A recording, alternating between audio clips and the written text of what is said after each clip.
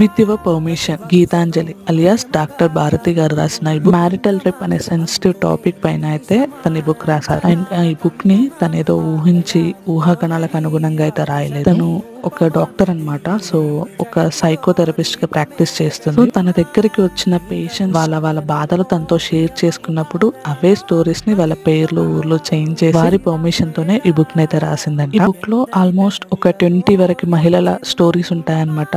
వారు marital rape అనే నేరం కింద బాధింపబడ్డవారు. ఈ బుక్ లోని ఒక్కొక్క స్టోరీని చదువుతా ఉంటే ఎంత బాధగా అనిపిస్తుంది అంటే స్టోరీ చదువుతా ఉంటే మన కళ్ళలో నీళ్లు తిరుగుతాయి. మ్యారిటల్ రేప్ అనే నేరం కింద ఒక భార్య తన భర్త చేతిలో ఎన్ని రకాల బాధలు పడుతుందో ఈ బుక్ చదివాకే మనకు అర్థమవుతుంది. ఈ బుక్ ద్వారా ప్రతి ఒక్కరు తెలుసుకోవాల్సింది ఏంటి అంటే marriage is not an excuse to rape. ప్రపంచంలో ఎన్నో దేశాలు మ్యారిటల్ రేప్ ని నేరం కింద పరిగణించిన భారతదేశంలో మాత్రం ఇప్పటికీ అలాంటి పరిస్థితి అయితే మనకి అమెజాన్ లో దొరుకుతుంది. కావాలి అనుకున్న వాళ్ళు తీసుకోండి.